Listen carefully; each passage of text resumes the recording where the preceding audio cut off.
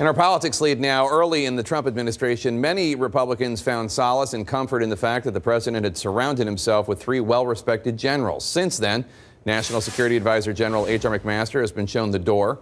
The influence of Chief of Staff and former Marine General John Kelly is said to be waning. And now there are questions about how much President Trump is listening to or even looping in his Secretary of Defense, retired Marine General James Mattis. CNN's Barbara Starr reports on how this division might impact the nation's safety and security. It's become increasingly clear that President Trump and Defense Secretary James Mattis have very different realities. President Trump says it's going just fine with North Korea's denuclearization. They stopped everything that you'd want them to stop, and they blew up sites where they test and do the testing.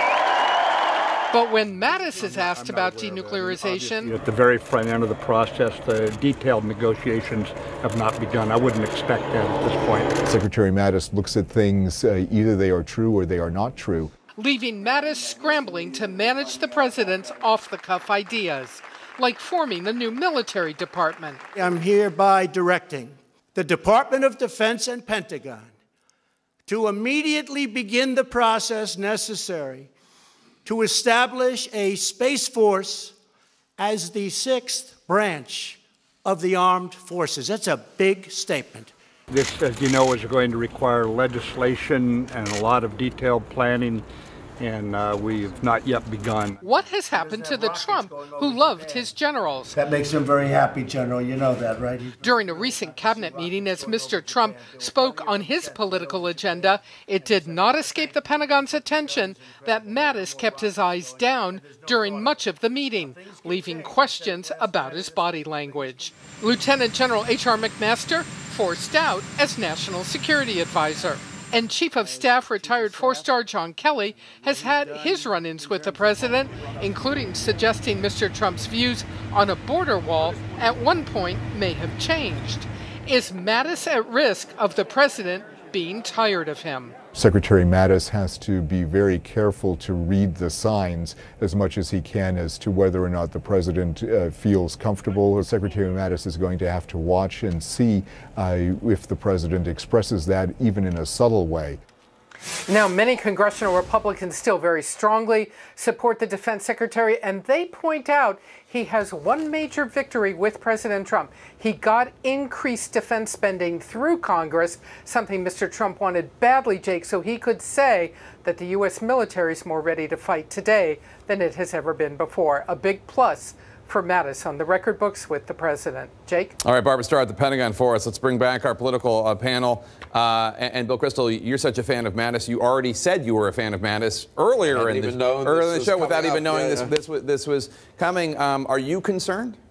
I am. You know, Charles Krauthammer died late last week as a good friend of mine, a friend of yours. And his last column in the Washington Post before he went in for the operation, from which he never really came back, 10 months ago, was on it was in praise of the guardrails. And the argument was President Trump is a bad president, a dangerous president in certain ways, but the guardrails are holding up. The institutions are holding.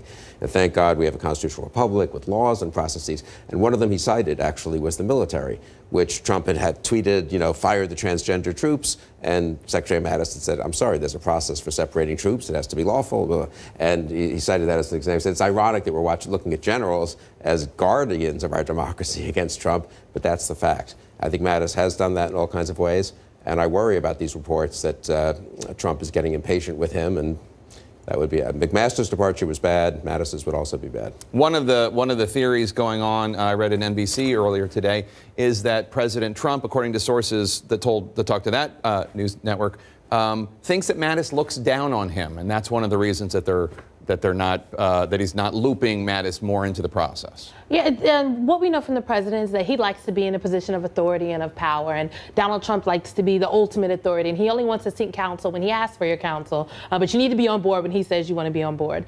And we know from all reports that that is in fact not Secretary Mattis.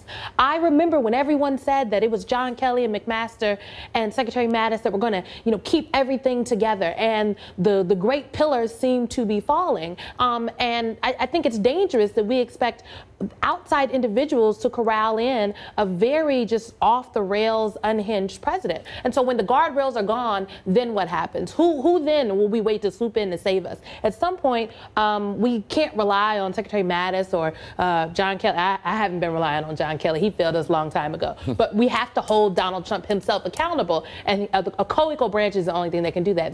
Ding, ding, ding, Congress. Well, Congress could be more aggressive in its oversight responsibility, let's put it that way. What do you make of all this and Mattis not being part of big decisions? There was obviously the announcement President Trump made after meeting with Kim Jong-un that they were no longer going to do military exercises with South Korea.